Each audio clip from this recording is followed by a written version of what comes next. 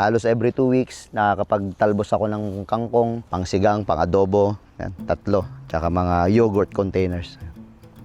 Kangkong. Gabi, at tsaka ang kanyang asawa, si Sharon. Ito, mayroon tayong malunggay, 8 years old na malunggay. Sa side na to, meron naman tayong 2 sigarilyas, or sa Ilocano, palang. Tapos meron din tayong tanglad, yan, or lemongrass. Daming bunga ng ampalaya or daming dahon malalaki. Yan, bell pepper. Tapos, bago ko makalimutan, meron din pa pala tayo ditong saluyot. Yan, na pwede ng talbusan. Ako po si Joe Dadoral. Ako po ay mahilig maghalaman, gardenero na rito.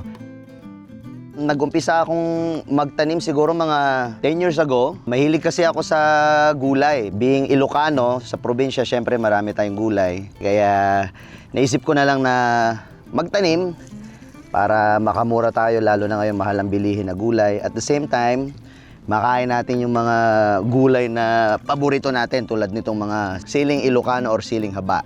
Kasi itong mga ganitong klaseng sili, hindi ito nabibili sa grocery store. Yan. Actually, sa Pilipinas, nagtatanim na ako. Mga 8 years old ako noon nung tinuruan ako ni nanay. Ang alala ko talaga, ang unang natutunan kong itanim ay talbos ng kamote. Lahat ng pananim ko, ako mismo ang nagpunla. So, mag-uumpisa ako sa buto. Sa basement namin, mga late March, early April, nagpupula na talaga ako. At saka ang mga una kong pinunla, mga sili. Sili at saka kamatis, saka talong. Pagdating ng mga May, susunod ko na yung mga ampalaya. Ayan. Tapos mga sitaw, mga patani, ganyan, yung mga beans. Ayan. Yung mga tropical plants tulad nung summer plants, ano lang yan, up to summer lang. So kapag nakaramdam na yan ng lamig or ginaw, unfortunately, mamamatay na sila. Kaya kung mapapansin mo, mayroon akong 2 greenhouse. Yung greenhouse na yan, ini-extend nila tong mga halaman ko ng up to late November. So kung napansin mo, lahat ng mga pananim ko nasa paso. Kasi lahat yan, bubuhatin ko yan isa-isa. Ilalagay ko dyan sa greenhouse para mapakinabangan ko pa yung mga bunga nila na ngayon maliliit pa lang up to end of November. So nandito tayo sa west side area kung nasan malapit sa fence. Dito ko laging itinatanim yung mga kamatis ko. Dahil sa umaga, galing doon yung araw, nabibilad siya. At saka yung system na ginawa ko, itong mga bakal na ito, napulot ko lang yan, sa trabaho itinapon. Dito ko ginawang gapangan kasi madali ko silang ma-access. Marami tayong ibang klaseng kamatis dito. Ito, meron tayong yellow cherry tomato na napakatamis. Meron din tayong mas malaki sa cherry, tawag ko dyan plum. Yan, vine tomato ang tawag. Dito meron tayong Roma. Dito naman meron tayong striped Roma. Yan, orange naman siya kung makikita nyo. Tapos at the same time, siningitan ko rin sila ng beans. Para yung beans, mag-share sila ng akyatan ng kamatis. Kasi ni-research ko rin yan na maganda palang companion plant ang long string beans sa kamatis. Kaya kung mapapansin nyo, tipid tayo sa space niyan dahil 2 na yung ating gulay. May kamatis na, may beans pa. Meron tayo ditong mint at syempre strawberries. Yan. Mayroon din tayong short sitaw. Yan, pang dinengdeng. Naglagay na rin ako ng kalabasa.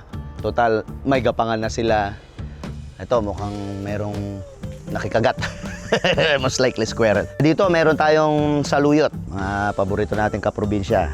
Kaya naka-harvest na rin ako ng ilang piraso ng okra pang pakbet. Meron din tayong parda beans or flat beans. Hyacinth. Ang English niyan is hyacinth beans. Dito yung ating ampalaya pakbet. Ayan, galing pa ng Sambales to. Mayroon akong kaibigan noon na nagpunta dito at bumili sa akin ng halaman. Meron siyang inirefer naman na kaibigan niya. So, nagpunta dito, bumili, tapos nabanggit niya na, Joe, ang gaganda ng mga halaman mo. Sabi niya, bakit hindi mo damihang magpunla para next time, dito na lang sila bibili at hindi sila nauubusan. Lalo na yung ampalaya. Yung ampalaya talaga number 1 seller ko eh. Kasi pag mga June na, napunta sila sa mga Chinese grocery, ganyan, mga garden center, wala na silang maabutang ampalaya. Samantalang ako, meron pa akong ampalaya kahit hanggang end of July. So doon nag-umpisa. Marami ng referral, kaya nakakatuwa naman at nagpapasalamat ako sa mga kababayan natin na pumunta at bumili sa akin ng kanilang mga pananim. Ngayon, pupunta naman tayo doon sa east side ng backyard, kung saan yung mga talong, 3 klaseng talong ang itinanim ko dito. Nilagay ko sila dito sa gitna na to kasi dito yung full sun, kaya kahit hanggang hapon naaarawan pa rin sila kasi yan talaga ang gusto ng talong, bilad sa araw. So ang isang unang variety natin ng talong ay ito, Pakbet Dalong, galing sa aking bayan sa Narciso, Zambales. Ilalaga lang natin tapos isasawsaw natin sa bagong na may kalamansi. Meron din puti. Yan. Ang tawag ko sa kanila, Canadian, kasi tingnan nyo, oh, grabe, ang puputi nila. Tapos ito naman yung regular lang na purple variety. Yung buong bed na to, ito talaga yung unang bed ko ng talong ko. So ngayon kung makikita mo dito, little fingers ang tawag ng variety na to. Ayan, at ang dami, kumpul-kumpul ang bunga, ang gaganda. Oh. Baka nagtataka kayo kung bakit ako may sunflower dito. Kasi ang purpose ng sunflower, para akitin yung mga pollinators tulad ng bubuyog. Kasi sa paghahalaman tulad ng talong, kailangan natin ng bubuyog. At sa ampalaya as well, kailangan natin ng pollinators para sa bulaklak nila, para yung bunga lumaki.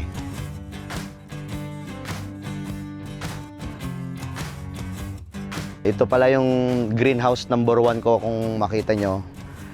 May mga ampalaya na ako dyan para sa September tsaka October. Meron ring kalabasa para kapag lumamig, meron pa rin akong mabubulaklakan. Yan. Dahil sa sobrang dami ng pananim ko, bumili pa ako ng pangalawang greenhouse. So ito yung greenhouse number 2. Okay, so nandito naman tayo sa dulo na lang ating backyard or north side na to. Nandito yung mga kalabasa natin tsaka pumpkin. Maraming mga kabayan natin ang gusto makatikim ng bulaklak, kaya nabili sila sa akin, fresh pa yan. Mga pumpkin tong malalaki ang dahon dito sa kabila, butternut squash naman yan. At meron din tayo ditong patani. Ito, may bunga na pala, oh, ayan, oh. May kalabasang bunga dito, ayan. Dito sa wooden bed naman natin na to, nandito ang aking mga sili. Naglalaki ang mga sili. Meron tayong siling Pakbet, siling Ilocano, siling Tagalog kung tawagin nila kasi hindi manghang. Ito naman, mga hot cayenne pepper kung tawagin, ang hahaba. Yan ang lalaki. Pag nahinog to, napakasarap nilang gawing chili garlic sauce. Yan. Kaya kung mapansin nyo, wala na rin dahon sa kanilang mga sanga dahil pinitas ko na at inulam namin. Napakasarap niya sa tinola. Mga siling panigang naman to. Ayan, oh. Sweet banana pepper kung tawagin. Yellow-green. Ang dami. So dito naman, may dalawa tayong paso ng native na kangkong galing sa Pilipinas. Ayan lang pala, pag tinalbosan nyo, bababad nyo lang sa tubig, guys. After 3 days, meron na siyang ugat. Pupunta na dito mamaya yan. Didilig ko lang dyan yung tubig niya. Lalo na pag naulanan, buhay na yan.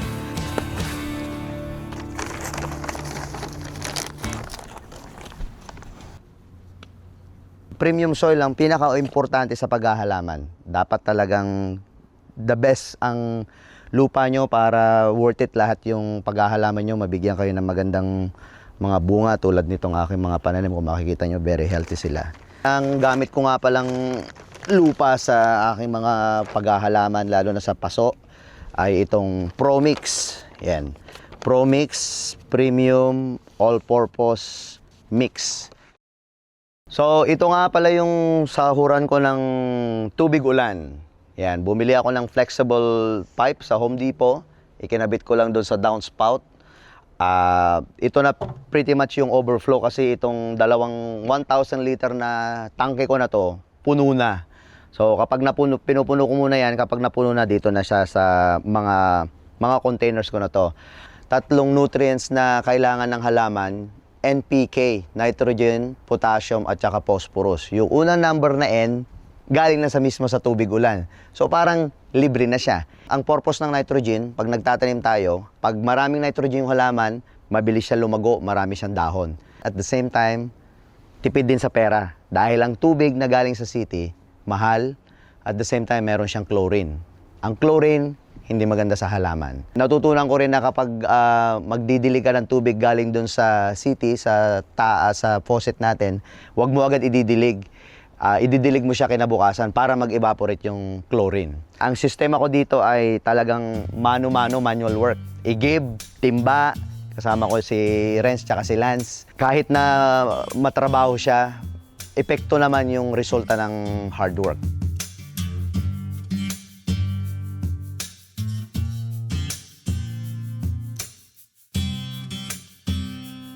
Natutuwa kasi ako na magpalaki ng halaman, tapos kapag napalaki ko na siya, meron akong harvest. Ayun na yung parang rewards ko na buti na lang inalagaan ko yung halaman. Ngayon, meron na kaming ulam, may pagkain na, may pambenta pa. Talagang nai-enjoy ko lang din. Nai-enjoy ko yung magpalaki ng mga halaman. Nakakatuwa din na nakakatulong din ako sa mga kababayan natin tungkol sa paghahalaman. Na-appreciate naman nila yung mga tips at saka suggestions ko. At ang pinaka-importante pala, nasisiyahan sila kapag bumili sila sa akin ng halaman, nagbibigay ako ng mga gifts or extra plants na yung iba hindi nila mabibili sa tindahan, napapabunga nila yon at malaki ang kanilang tuwa at saya. At the same time, masarap din sa pakiramdam na kahit sa paghahalaman lang, nakakatulong ako sa ating mga kababayan.